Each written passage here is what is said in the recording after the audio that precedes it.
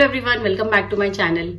तो आज मैं अपनी एक फेवरेट किताब के बारे में बात करने वाली हूँ, जो कि है ये हियर योरसेल्फ, जो कि प्रेम रावत जी ने लिखी है। प्रेम रावत जी ने इस किताब में हमें ये नॉलेज दी है कि किस तरह से हम अपने आप को जान सकते हैं। उन्होंने ये समझाया है कि हम खुश रहना चाहते हैं पर रह नहीं पाते।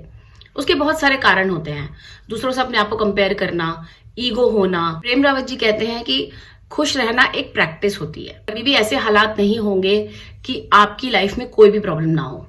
अगर आप ऐसे किसी दिन का इंतजार कर रहे हैं तो वो पॉसिबल नहीं है। वो कहते हैं ना कि जब तक हम जिंदा हैं तब तक लीनियर लाइन नहीं होगी। जिस दिन हम यहां से जाएंगे उसी दिन लाइन लीनियर होगी, तब तक वेव्स ही रहेंगी।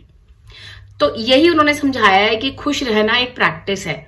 हम इस सारे स्ट्रेस के माहौल में भी खुश रह सकते हैं अगर हम काम करते हुए उस खुशी को अनुभव करें, खुशी से काम करें।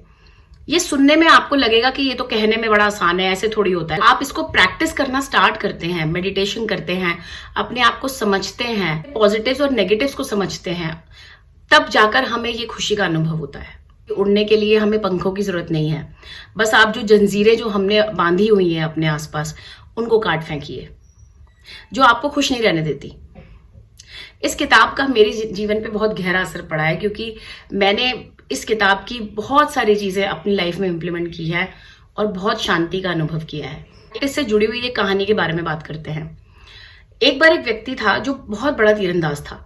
वो बहुत अच्छे से तीर चलाता था और बहुत ही फेमस हो गया था।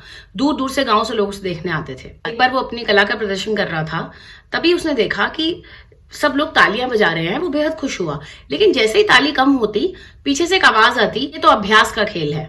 उस नौजवान को अटपटा सा लगा। फिर कई बार ऐसा ही हुआ, फिर वही आवाज आती, तो उसे अच्छा नहीं लगा। उसे लगा कि कोई मेरी कला की कद्र नहीं कर रहा है।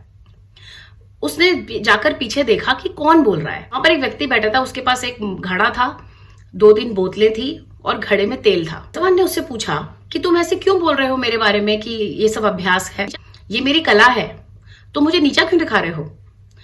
इस पर उस व्यक्ति ने मुस्कुराते हुए कहा, मैंने तो यही तो कहा कि यह अभ्यास है। तो नौजवान और भड़क गया। नौजवान ने कहा, इसे साबित करो। व्यक्ति ने कहा, ठीक है, आप एक काम करिए, ये जो मटके में तेल है, बिना एक भी बूंद गिराए आप बोतलों में से भर दीजिए। आप इतने बड़े तीरंदाज हैं। नौजवान ने कहा, हाँ हाँ, क्यों नहीं, मैं कर सकता हूं। और वो मटके से बोतल में तेल डालने लगा, पर वो छलक गया। इस पर व्यक्ति ने कहा, देखा, मैंने कहा था ना, ये अभ्यास है। मैं ये काम कर सकता हूं क्योंकि मैं इसका रोज अभ्यास करता हूं। ऐसे ही तुम तीरंदाजी बहुत अच्छी करते हो क्योंकि तुम उसका अभ्यास रोज करते हो। ये अभ्यास ही हमें पक्का बनाता है। चाहे वो हमारे जीवन की कोई मुश्किल हो, चाहे हमें अपने अंदर कोई चेंज लाना हो, या फिर खुश रहना, वो भी एक अभ्यास की तरह ही हम लें तो हम खुश रह सकते हैं। It's just a matter of practice. शांति हमारे अंदर ही है, इसीलिए इन किताबों की इतनी इंपॉर्टेंस है, इसीलिए ये नॉलेज हमारे लिए बहुत इंपॉर्टेंट है। और इसीलिए मैंने ये चैनल बनाया है, ताकि मैं ये स्पिरिचुअल नॉलेज आप सब तक शेयर कर सकूं। क्योंकि हमें नहीं पता कि कौन किस कोने में किस लड़ाई से जूझ रहा है। मेरी लाइफ में खुद एक फेज ऐसा आया था जब मुझे लगा था कि सब खत्म हो गया, बट इसी स्पिरिचुअल नॉलेज ने, इन्हीं किताबों ने मुझे फिर से खड़ा किया। तो चलिए, इसी नोट के साथ ये वीडियो यहीं पर खत्म करती हूँ। इस किताब से रिलेटेड मैं और वीडियोस आपके साथ जरूर शेयर करती रहूंगी, क्योंकि इस किताब में बहुत सारी नॉलेज है।